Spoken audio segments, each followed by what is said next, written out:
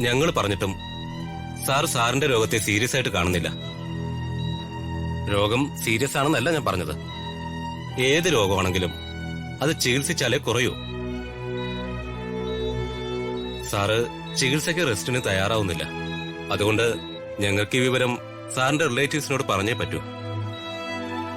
ഇത് സാറിനോടുള്ള എന്റെ ഇഷ്ടം കൊണ്ടാണ്. സാർ എന്നോട് ക്ഷമിക്കണം. വർമ്മ സാറിന്റെ ബൈസ്റ്റാൻഡേഴ്സ് ആരെങ്കിലും ഉണ്ടെങ്കിൽ ഇങ്ങോട്ട് വരാൻ പറയും.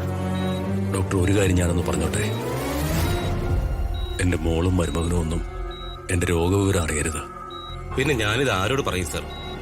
എന്റെ അനുജൻ ശേഖരൻ ഇവിടെ പുറത്തു നിൽപ്പുണ്ട്. അവനോട് മാത്രം പറഞ്ഞാൽ മതി. ശേഖര വർമ്മയോട് വരാൻ പറയും. ശരി ഡോക്ടർ.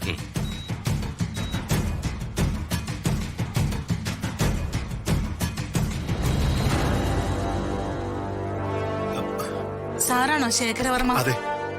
അകത്തേക്ക് വരാൻ ഡോക്ടർ പറഞ്ഞു. വരൂ.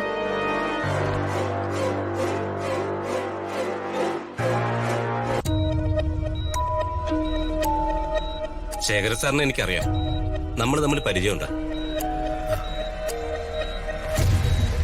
വർമ്മ സാറിനോട് ഞാൻ പറഞ്ഞു മടുത്തു. ഒരു രോഗം വന്നാൽ അതിന് ട്രീറ്റ്മെന്റ് വേണം. ട്രീറ്റ്മെന്റ് എടുക്കുമ്പോൾ റെസ്റ്റ് വേണം. റെസ്റ്റ് എടുക്കാൻ സമയമില്ല എന്ന് പറഞ്ഞ് സാർ ട്രീറ്റ്മെന്റ് നീട്ടിക്കൊണ്ടു പോവുകയാണ്. വെറും ടാബ്ലറ്റ് കഴിച്ച് നിൽക്കുക. ട്രീറ്റ്മെന്റ് നീട്ടിക്കൊണ്ടുപോയാൽ കാര്യങ്ങൾ വഷളാവും. ഒരു പഴമൊഴിയില്ലേ, സൂചി കൊണ്ടെടുത്ത് കളയേണ്ടത് തൂമ്പ കൊണ്ടെടുത്ത് കളയേണ്ടി വരുമെന്നൊക്കെ.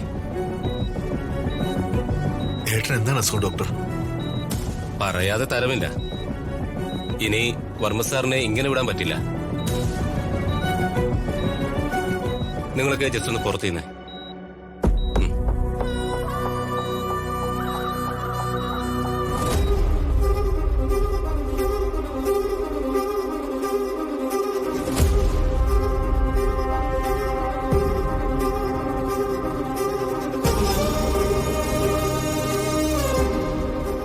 ഭയപ്പെടാനൊന്നുമില്ല. ഫസ്റ്റ് സ്റ്റേജാണ്. ട്രീറ്റ്മെന്റ് ചെയ്താൽ മാറാവുന്നതേ ഉള്ളൂ.